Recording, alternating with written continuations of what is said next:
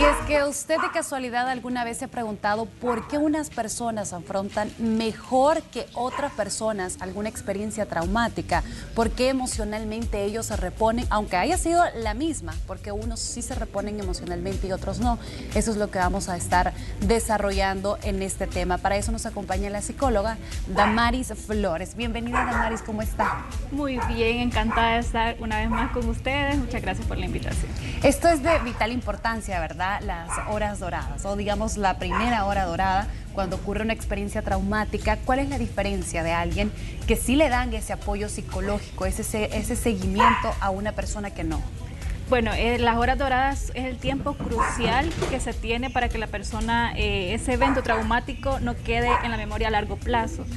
La diferencia aquí es que la persona que se le ha dado una atención, una intervención, tiene menos probabilidad de desarrollar un trastorno, como generalmente suele suceder un estrés post-trauma o ansiedad, depresión, ¿verdad? Cuando se da esa intervención a tiempo. La persona que no recibe esa intervención y que evade, muchas veces vemos personas que tienen un accidente o pasó alguna situación difícil, evaden el tema, ¿verdad? Entonces aparentemente en ese momento la persona está obviando la realidad y está bien, pero lo que venimos a ver es a largo plazo, ¿verdad? Ya la persona empieza a presentar diferentes trastornos, o eso ya le está ocasionando incluso pesadillas, dificultades en general. Cuando una persona intenta evadir el tema, ¿verdad? Evadir, eso es no dar intervención en el momento. O sea que las primeras 3 horas que llamamos cruciales, ustedes llegan, un equipo de médicos llega, ¿verdad?, de especialistas, y hablan con la persona acerca de esta experiencia. Pero si él no quiere hablar, él está propenso a desarrollar estos tipos de traumas, o con el tiempo o con el pasar de las horas o los días, él puede llegar a establecerse emocionalmente. Se brinda de diferentes formas la intervención, se llama primeros auxilios psicológicos.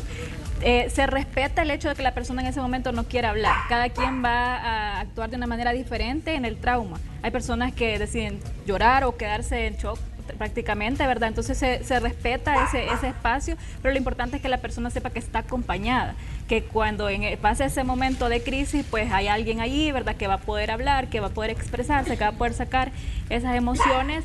Y lo importante sí en esa etapa es despejar un poquito la mente de la persona, pero no evadir el hecho de la realidad de lo que ha sucedido.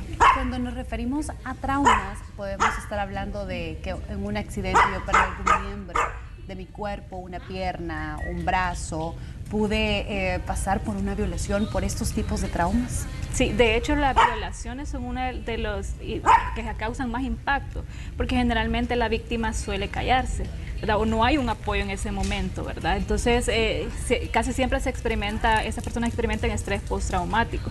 En cualquier situación que sea difícil o de impacto para la persona, estamos hablando ya que es una crisis o una experiencia traumática.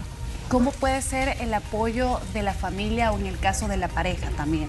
¿Ellos juegan un papel importante dentro de estas primeras 3 horas doradas o no es necesario? ¿Es mejor dejárselo al especialista? Claro que pueden intervenir, ¿verdad? Como les digo, la importancia es que la persona se sienta acompañada en ese momento, que sienta que no está sola, que sienta que esa situación va a pasar.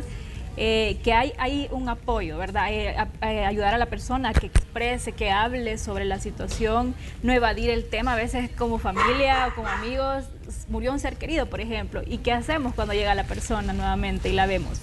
Evitamos hablar del tema, pero es necesario abordarlo, más en las primeras horas o en los primeros 3 días, ¿verdad? Que es crucial para que no llegue a ese impacto a la memoria a largo plazo y genere mayores dificultades. O sea que en realidad esto sí puede impactar emocionalmente o en la vida de la persona, porque cuando vemos historias de superación, que una persona ha perdido alguna pierna, un brazo, y vemos la actitud con que la van afrontando a diferencia de otras personas, o sea, realmente grande, porque hemos visto ejemplos también en redes sociales, en la televisión, hemos conocido diferentes historias de que una persona perdió una pierna, era maratonista y aquí y allá, pero eso no lo hizo limitarse, sino que hizo continuar. O sea, esa persona quiso seguir a comparación de otra que le pudo haber pasado igual. O sea, eso sí es realmente importante, y porque antes no le daban realmente la importancia que se necesita. Si fija, cuando por ejemplo hay un accidente, lo primero que abordamos, y obviamente, ¿verdad?, tiene que ser la parte física en ese momento, pero también a veces esas personas ya van con ese apoyo emocional, entonces eso es bien importante. Antes no se tenía en cuenta lo emocional, sino que abordemos lo físico, lo cual es importantísimo, pero el trauma que queda en la persona, ¿verdad? O sea, cuando ya llega al hospital y ve la realidad de la situación, ahora en día pues también médicos o personas que intervienen en ese momento apoyan esa parte emocional, ¿verdad? Entonces juega un papel importante para que la persona pueda ir desarrollándose más adelante. Entonces, y el apoyo que generalmente va a tener de la familia, de las amistades también. Sí, es que antes hasta la propia familia, no hables de eso. Exacto. Por ejemplo, una mujer que puede llegar a perder a su hijo, no hay que hablar del tema, no hay que tocarlo, no hay que decir nada, pero ¿cómo las personas sanan su corazón ante algo así? Si no tenemos un apoyo en casa, es importante buscar un apoyo externo de un profesional, de una guía espiritual, ¿verdad? Pero lo importante siempre es abordarlo, ya sea de una manera en la cual nos vamos a expresar, vamos a sacar lo que estamos viviendo, ¿verdad? Saber también que no somos a veces las únicas personas que podemos estar experimentando esa situación. Entonces sí, lo importante es buscar un apoyo si no sabemos cómo salir, o si ya llegamos a ese punto, ¿verdad?, en el cual yo no traté en el momento de la crisis, no traté ese momento y ya me está perjudicando en mi vida. ¿Qué tipos de trauma podemos desarrollar? Bueno, como lo mencionaba, el específico que siempre se desarrolla es el estrés postraumático, ansiedad, incluso depresión, problemas de sueño, ¿verdad?, insomnio. Son como los generales que podemos desarrollar a raíz de una crisis. Cuando hablamos de estrés postraumático, también podemos pensar que si esta persona sufrió un accidente súper grave o una experiencia, no va a querer continuar desarrollando su vida de la misma manera que la llevaba, le va a costar un poquito más adaptarse a su rutina.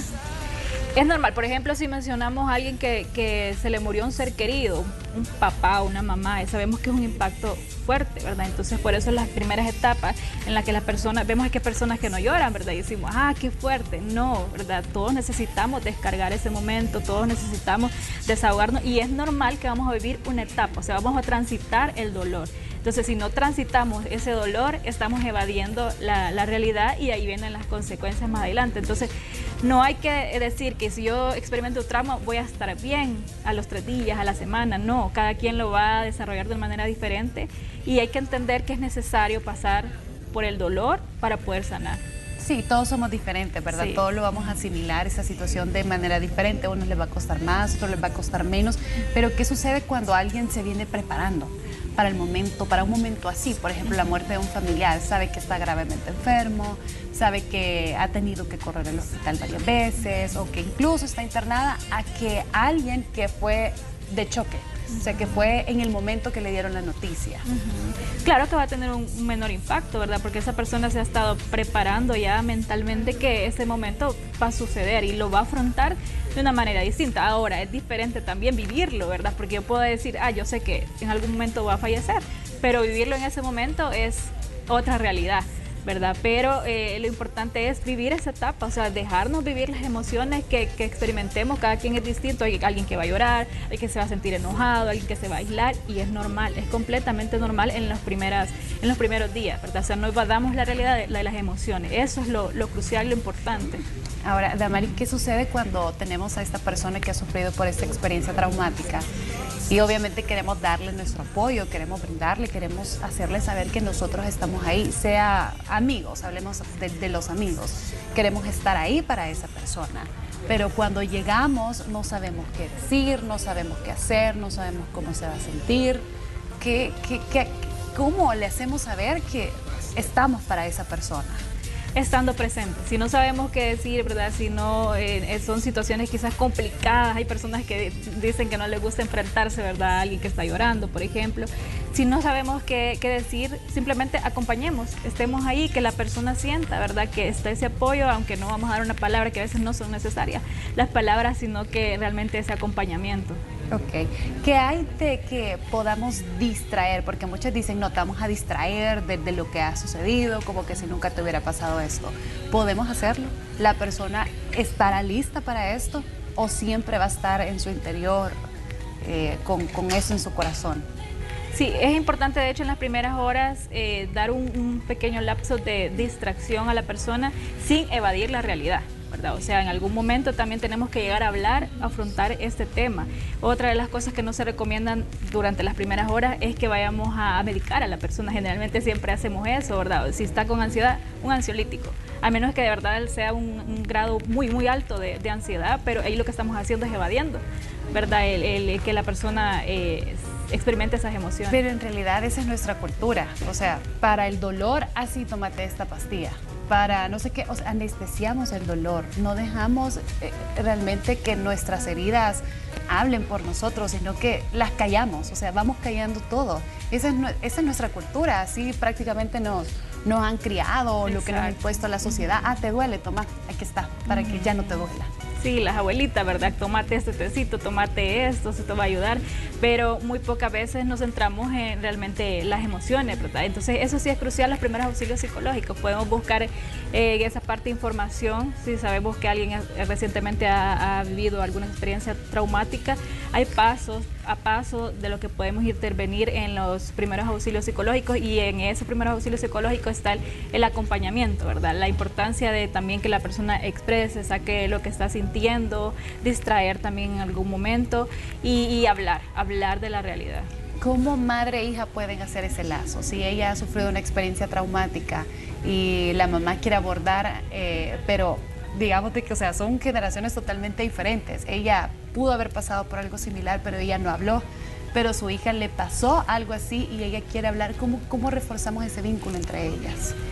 Si realmente aquí no sabemos cómo hacerlo y sentimos que vamos a replicar lo que nosotros en algún momento hicimos, ahí podemos buscar otra intervención, otra persona que nos ayude a abordar ese tema, como un psicólogo, un psiquiatra o un guía espiritual también, que nos pueda ayudar a intervenir y a forzarse esta relación también. Ahora, el acompañamiento también entre la mamá e hija va a ser importante, ¿verdad? Fortalecer esa relación, pasar más tiempo juntas, o sea, hacer cambios en general en lo que constantemente quizás estaban acostumbradas a hacer. Ok, muy bien. Damaris, ¿cuáles son las últimas recomendaciones? Bueno, dejemos vivir las emociones, experimentemos las emociones, no tengamos miedo a llorar, a expresar lo que estamos sintiendo. Esas etapas son cruciales. Todos vamos a vivir en algún momento alguna experiencia traumática, algo doloroso, muy fuerte. No tengamos miedo de experimentar esa etapa, ese dolor, porque es la única manera que vamos a llegar para poder sanar y evitar así también futuros trastornos que son más difíciles de tratar también. Sí, definitivamente. Es así como nosotros podemos afrontar mejor las cosas, reponernos antes y la actitud, ¿verdad? Tener una actitud positiva ante cualquier cosa. Si usted quiere pasar en el consultorio Flores, lo puede hacer a través del 7772-6926. Ese es el número para que usted realice la cita. Consultorio Flores también en redes sociales. Damaris, muchísimas gracias. Gracias a ustedes, un gusto. Nosotros así vamos a seguir con más de Hola El Salvador. Reír, comer, bailar.